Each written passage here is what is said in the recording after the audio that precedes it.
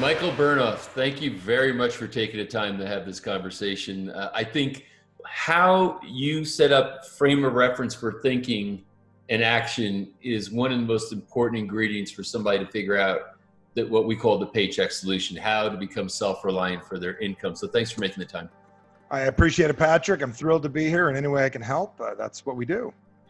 Thanks, man. So you and I were just talking a little bit before we actually started the recording, and just looking at the craziness of the world right now, and how literally tens of millions of people are not working that were working just a very short time ago. We don't know if those jobs are going to come back. It's a headspace disruptor, to say the least.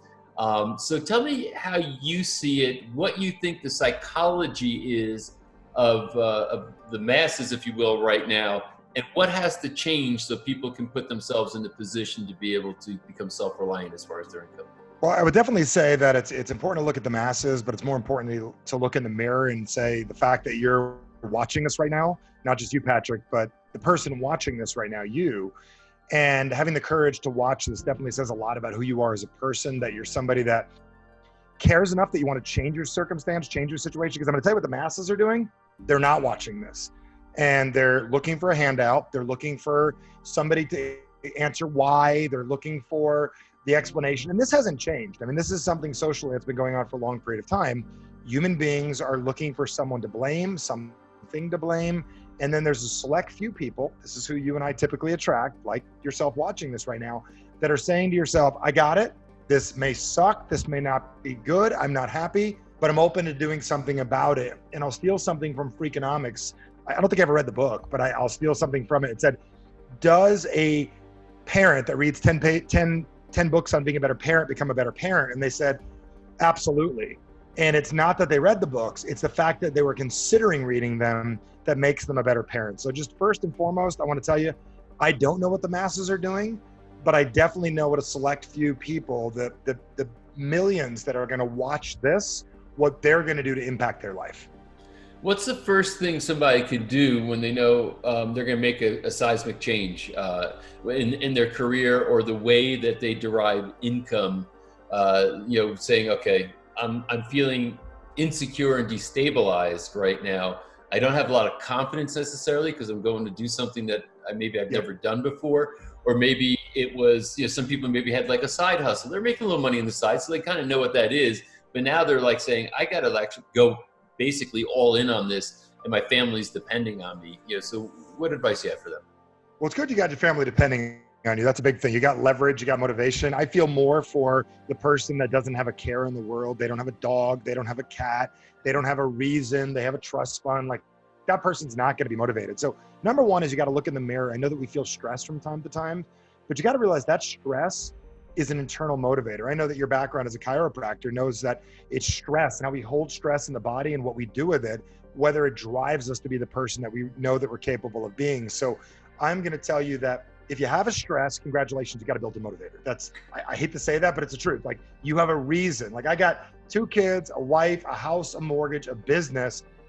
I have to produce. There's no ands, ifs, or buts. So if you're in a similar position, congratulations. The other thing is, we've got to recognize that although that the world has changed, it's always kind of been this way. Like, we've been lucky for a long period of time. Like, we've been surviving like the restaurant that's been getting away with doing it one way for a long period of time, and things have been working and it's good. Then a glitch came in, which in the grand scheme of our lives has been, at this moment, 60, 90 days that we're dealing with this. And what's fascinating about what's going on right now is that this is one of those things we need to get good at as human beings. So here's a chance to recognize how good you really are. So I realized when challenges show up, here's one thing most people don't recognize: 95% of the world takes a nap. They sit down, they get paralyzed. I know that if a gunshot goes off, for most people, unless you got gun background, NRA person, grew up on a hunting lodge, grew up as a swimmer where the gun went off, or your family is a cop, something, you're gonna not know what to do. You won't even drop to the ground. You don't even know what to do. You're paralyzed once you hear something that's fearful. So the fact that the world is in fear means that 95% of your competition has already taken a nap. So I see what's going on right now is an enormous opportunity. And that's not just a positive thinker. That's the reality of the situation right now. Like, there is vivid clearness right now that was never there. It's like, if nobody's flying, there's less chances of things happening because there's less people flying. So it's like less cars in the road, less things are happening. So there's less people being effective right now. You have less competition. I think this is the thing that is a general premise that we're operating from. We are in the midst of what I think is going to be one of the greatest wealth transfers in the history of humanity. Yeah. And the question is, where's that wealth going to go? And the people who are paralyzed or asleep, it's going away from them. And the people who are activated and are willing to open up their mind to the possibilities of something even better than before are the ones who are going to go find that. You can't find something you're not looking for, right? So it's a matter of knowing there's possibility and moving toward it and being somewhat bold, right? In this circumstance, being meek is not the answer. You got to be bold right now. If someone is saying, okay, I'm ready, I'm not sure exactly what to do, what steps I should take, how to get there, what advice would you give them? Well, number one is you got to accept that being wrong right now is probably one of the greatest skills that you can ever have in your life. To accept that, okay, I've done something up till now, it didn't work, and it's okay that I was wrong, or it's okay that what I did didn't work, or I may make some mistakes. So being okay with not being perfect is a big thing. But I think of like a Boy Scout. I think I went to Webelos. I've never been a Boy Scout. You live out near the woods. I'm from New Jersey. Well, you were from Jersey too. I think it was a Webelo, which is like not even close to like a Boy Scout, but like the thing you do. But anyone watching this understands, like, Boy Scouts motto, what does it always be? What? Prepared.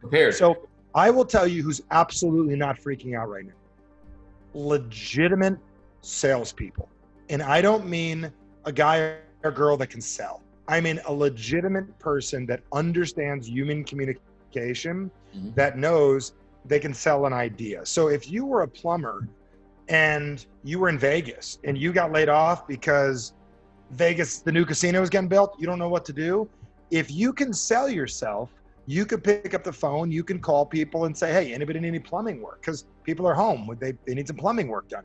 If you were a teacher and you can sell tutoring, which pays way more than state paid teaching. I guarantee you a tutor in 3 hours a day makes more money cash than a teacher working in school, because $75 an hour, 210 bucks a day, 5 days a week, that's $1,000 a week, $52,000 a year. Most teachers don't make 52 grand a year cash and figure out what you do with your taxes and everything afterwards. That's 3 hours a day if you can sell. So I will tell you where people are caught off guard is there's never been a program in school teaching people how to market themselves, how to sell and market their trade. And that's one of the areas that something I know you and I grew up in New Jersey in the hustle. We were born selling because you got 8 million people on top of each other. You better sell or you get sold. But I'm not talking about cheesy boiler room sales tactics. I'm talking about, I got it. What can I sell? I don't have any money right now. What's in my closet? What can I sell on Craigslist? Like my wife, we use barter programs. I don't know if you ever use a barter program before. Yes. Like, like even like you could barter your services. We always joke, like if you're not nailed down, my wife sells it. Do you know what I'm saying? We could have a couch for a year. If she don't like it anymore, it gets bartered. We get a new one. So the point is, because she can sell and she understands, she's not hustling people, but she knows sales is offering service to the marketplace that is valuable in order to sell, to serve somebody's challenge and to get back financial rewards in the meantime. Yeah. And I guess a lot of people maybe say, well, I'm not a salesperson, but there's that old, I forget the book. That's a sales pitch. Yeah. That's a sales pitch. They're good at selling yourself, on that. You're not a salesperson, right? Yeah. And there's that old book, hey, when you get up in the morning and decide to comb your hair, not something I do, or what color, shirt you're going to put on, you're already representing yourself to the world and thinking about how you want to do that. So it's baked in. So is there any process or system that you can maybe discuss that could help someone who really has to basically change their sense of identity? Like, is there a morning ritual they should be doing that can help, or any other practices that you could think of? Yeah, I always tell everybody, don't force yourself to do something that doesn't feel right for you to do. The key is, and the reason I say that is, I mean, I'm not a wake up at 4 o'clock in the morning person. I can read books on waking up at 4 in the morning. I don't know. Are you a wake up at 4 in the morning person? No, I'm actually not. If I get up early, it's by discipline, not because I naturally do it. Okay, got it. And I don't get up at 4. An early morning for me is 6. Yep. So here's a discipline that I learned years ago. I use a little something called the must board, and I have a bamboo board right by my bed. And this is fascinating. Most people want to set long-term goals. We as human beings need to get good at doing things 1 second in front of us. So I put a little must board right by my bed every night, and it must stands for makes you stronger today. It's an acronym, MUST. So I put a little thing right by my bed, and I put something like this down. Tomorrow morning, wake up with energy. Find ways to move my body. Find ways to help people. And I make certain that I find ways to win. And the reason is most of us have we don't understand the difference between a want and a dream, and we meld them together. So everybody wants to go from, I got it, I'm laid off, I'm out of work, how do I become Warren Buffett? And there's no in between. You don't even become Joe, the accountant that makes $110 a year, $110,000 a year. So a want and a dream are different things. I want a newer house. That's doable. I would love a house I'd like a house in upstate New York. I'd love one in Aspen. I'd love to live in the Maldives. Okay, those are dreams for most people. So deciphering the difference between a want and a dream is very important to people. And I'm not saying downplaying what it is you go after, but we've got to get busy at building sturdy lives. If I were to tell you where the entire personal development industry needs to be reprimanded over the last 20, 30 years is selling people dreams and not selling people sturdiness. And what I mean by sturdiness is I'd love it if you could have 6-pack abs. I'd rather you have a body that's healthy. I'd rather you have an intelligent diet more often than not than looking good twice a year on Instagram. So I believe we need to help human beings become sturdy. So the first thing you need to come up with right now is what's going to get you sturdy? Meaning we've got to acknowledge where we're at. So let's just say, Patrick, somebody gets laid off. They were an assistant director at a library that closes. They're a nice person. They were making $52,000 a year. They got a little pension. How do we get to a place where we're sturdy, where we can breathe? Our first step is to get where we can breathe. And from that position, once we get there, I'll tell you what to do next. But until you get there, we're having no other conversations. How do we get to $3,000 to $4,000 a month? What can we sell? What can we get rid of? What can we downsize? What can we do so we can think straight? That's interesting because it's hard to build past that until you've got, I guess it's kind of like the hierarchy of needs, right? So you got to get that survival thing sort of handled. And then from there, you could advance into other realms. What do you do when you're in a hole? You're in a ditch. You're 20 feet down. What's the only thing you should be doing? You climb out. Yeah. Climb out. I mean, what do most people do? They're going to sit down. They're going to watch Netflix. They're going to plan their goals. They're going to make a dream board. I'd rather a nightmare board while I'm in that ditch. So, all right. So let's say that I climbed out. And you said you had the must board as a practice, and I just want to make sure it wasn't something else to add there first. Saying, okay, here's the things that, as a start.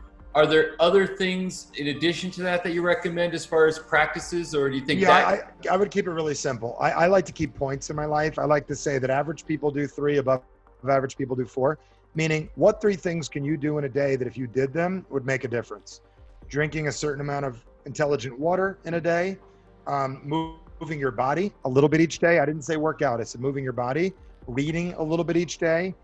Every day, Jim Rohn was one of my mentors when I was a kid, and basically said that every day you got an opportunity, an apple or a Hershey bar.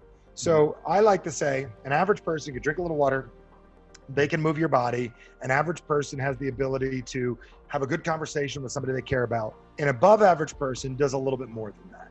So what I'm going to encourage you is figure out your baseline. What are your 3 things? Drink a little extra water, move my body, have a good conversation with somebody that improves my network. What's one more thing that you could add to that? Whether it's reading a book, whether it's watching a video on success, learning about finances, doing one other thing. If you could find a way to do your 4 little things a day that take you no more than 20 minutes, you're starting to build the person that you want. Because once you get to stability, you'll think different. I think one of the biggest reasons people fail in life is they build their plans from pain instead of strength. I always tell everybody, get to where you can think straight, then we'll make a plan. Thanks so much for being here and watching that video. And can I ask you to please subscribe to our channel so you can find out when we're posting new content. You'll be alerted right away when we do. To share this with people you think might benefit from the information, and certainly it helps us if you like the video. So if you like what you just saw, go ahead and hit that like button. And again, thank you so much for being here with me right now.